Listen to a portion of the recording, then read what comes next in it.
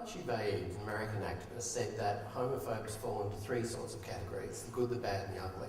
She says good homophobes are the people who will give you trouble, but if you give them a little bit of correct information, they'll be fine.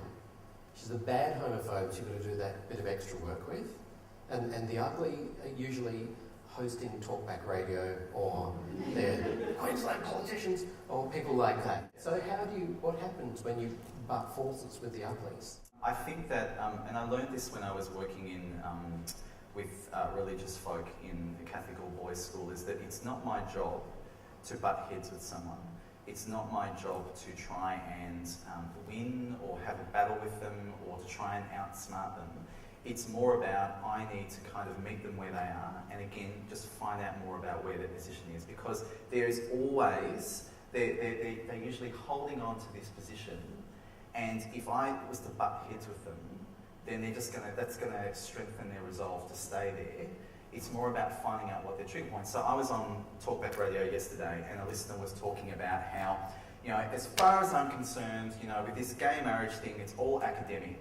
We know that it's going to lead to the deterioration of the family unit. Okay, so already I know something. Now I can turn around and go, no, you're wrong. Or I can say, look, have you looked at the research? Do you know that the research would show? And then I would talk about, where gay marriage has happened in other countries, what's the research actually said about that? And therefore I've used their own position to say, like you said, with the good homophobes, I've inserted a little bit of information, which is their sticking point, and they have to shift. Now they might only shift a little bit, but we know that momentum is created by the first step, and the first step is the hardest. That's my idea and that's my approach. Because if you say to me, Daniel, go and do a challenging homophobia tour around this country, go and change everybody, that makes me feel ill. But can I have a cup of tea with someone and shift them ever so slightly, give them some resources, share some stories, collect stories? I can actually do that. That leads me to believe that there's something I contribute. But otherwise, if you're asking me to shift someone now, it's not going to be... So why the country?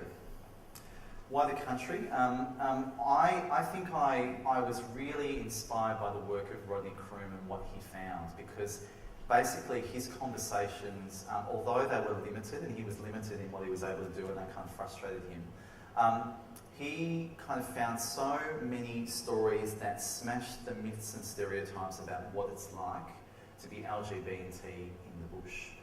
And I, like so many others who worked on that project nationally, was absolutely gutted when that wasn't refunded, because we saw the potential, we saw what was possible. And so many people, it's so easy to throw away and say, it's too hard. It's too hard, we can't do that, it's the country, we have to kind of stick within the city borders.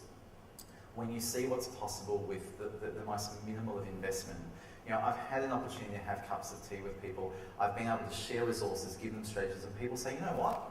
It's about bloody time we talked about this. You know what? I can actually do that tomorrow in my classroom.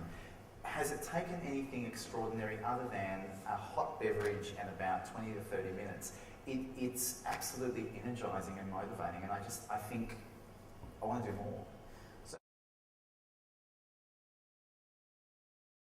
Hopefully we can get some of this stuff up for regional, rural and remote Australia, so thank you. Thank you very much, the gorgeously lipped Daniel Witthaus. Thanks a lot, Dan.